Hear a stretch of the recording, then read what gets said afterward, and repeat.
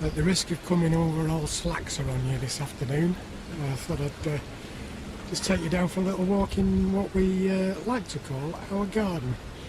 We live about 100 yards up the road from this little place, and I have absolutely no intention of doing any motorcycling, shooting or fishing.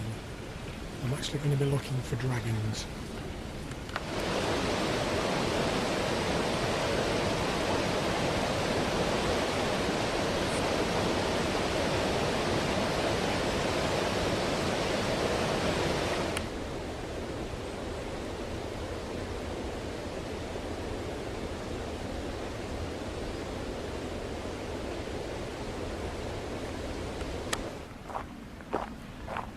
How well this is going to come out. I'm tending to shoot into the sun a little bit, which is not what we were expecting this afternoon, but one of the weather forecasters ever got it right.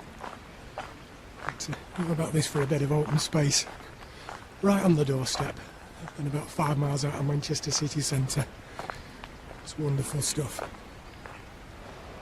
Anybody wanting to know why this area is known as Tameside? This is the River Tame. Flowing along here. Further down the line here it joins up around the Stockport area and joins up with the River Mersey, which eventually hits the Irish Sea over in Liverpool. Getting hassled by a wasp here. It's a nice little vantage point.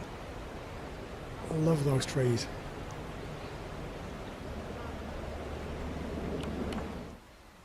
As you can imagine, it's an exceedingly popular area down here for dog walkers. So you've got to be very careful where you're treading occasionally. And when you can see the expanse of open space they've got to run around on, you can certainly appreciate why our canine pals like coming down here. As do I, of course. The river's a little more tranquil just down this end. No sign of ducks, but there are some floating about somewhere.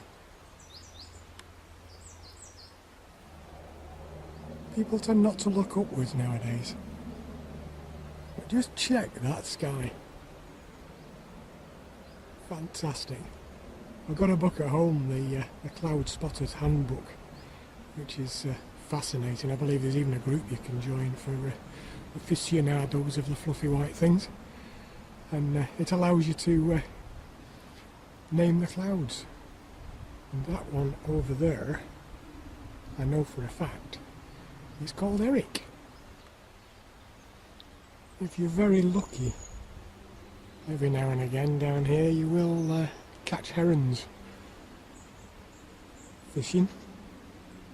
Unfortunately not this afternoon. We saw a very strange bird coming into land the other day. And turned out to be a cormorant. I always thought they were seabirds, so it's obviously a little bit lost, methinks. It's a very odd looking bird, just popped out the top of that tree. Somebody flying off on their jollies in Manchester Airport. The field across the river there is quite often occupied by a herd of cattle. But, not there today, but get a lot of badgers and foxes, and some fella I was chatting to recently said there's a lot of mink in this neck of the woods. Like many countryside areas, you think you're out in the middle of the wilderness and you forget that these places are very, very carefully managed, and I have to admit our local council do a brilliant job down here. It's just a pity I haven't got a degree in digging a hole, otherwise I'd be working for them and spending all my time down here doing stuff. There was a time when it wasn't actually designated as a nature reserve. Not long after we moved into the area, about a decade and a half ago, there was a company that were actually planning on bulldozing all the fields that we've just been through there and turning it into a massive fishing centre with fishing ponds. And of course on top of that there would be car parks and gift shops and canteens, etc, etc, toilet blocks, and the only access to this place was going to be down our street, which is not the best of streets to get down, the best of towns really. But I'd like to say that I chained myself in front of a bulldozer, but no, I very simply put pen to paper and wrote a very nasty letter to the council, threatening all sorts, I can't remember what. But suffice to say I wasn't the only one, and not only did they kick the plans for the fishing pool out, they slapped on a protection order on the area. Good on them, that's what I say. This stuff is brilliant. I don't know what the official name for it is, but I've always known it as pineapple mayweed. And if you pull a bit out, give it a right good scrunch. Yeah, smell that. Pineapples. Beautiful. Oh, it's a little picnic table, boo-boo. And a wonderful tree stump, which is just begging for a little bit of chainsaw art. Fabulous. Even in death, there's beauty.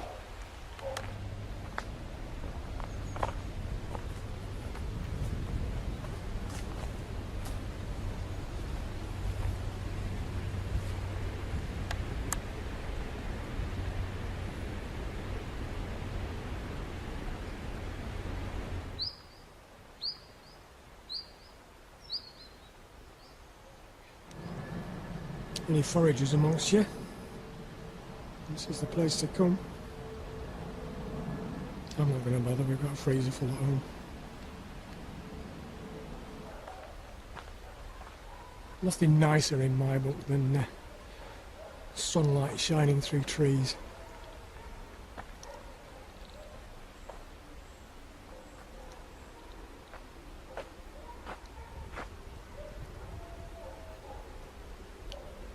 The barking you can hear in the background. There is a little dog kennel up the hill. Hotel for dogs. Certainly glad I don't live next door to that, thank you very much. Got an out against them. But I'm a bit more of a cat person, to be honest. I'm not quite as noisy. A little bit closer to dragon territory now. A little bit swampy in this neck of the woods. There's one, just a couple of feet in front of me. Absolutely beautiful creatures.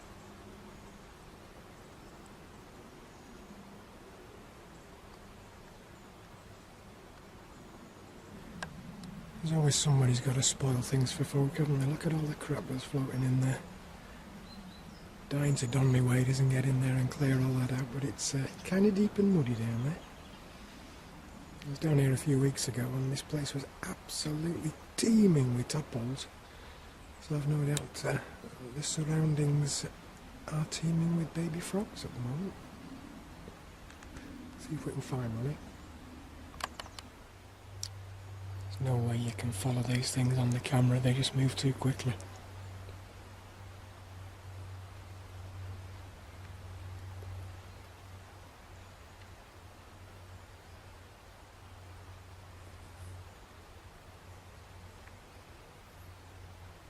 So damned elusive, these dragonflies.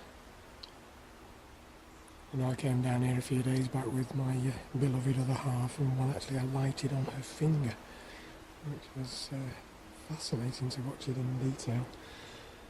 I know many years ago, going from the sublime to the ridiculous, we lived a few miles up the road from here, and we encountered a massive dragonfly. This thing was the size of a dinner plate. Flew over the houses at the back of us, alighted on the wall of the house a few doors up from us. I have never before or since seen anything as huge, and I've looked through all the literature and all the websites, and they don't actually exist that big. Nobody who we told the tale to has actually believed us, but it's true, we saw this damn thing. It must have had a wingspan of about 2 foot at the very least, and I'm quite convinced it came through some sort of portal or other. Although my missus argues that it was probably a very elaborate remote control model. If it was, I want one.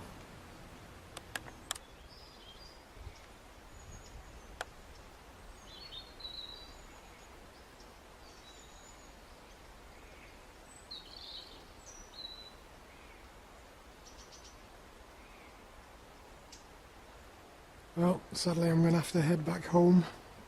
I've got a girlfriend to pick up in about half an hour. I'll give you one last panoramic shot across the field here. It'll be very interesting to come down late autumn, early winter and check out the colours of those trees. It really is a sight to behold, as indeed it is now. I hope you've enjoyed our little walk. Catch up with you soon, guys. Take care.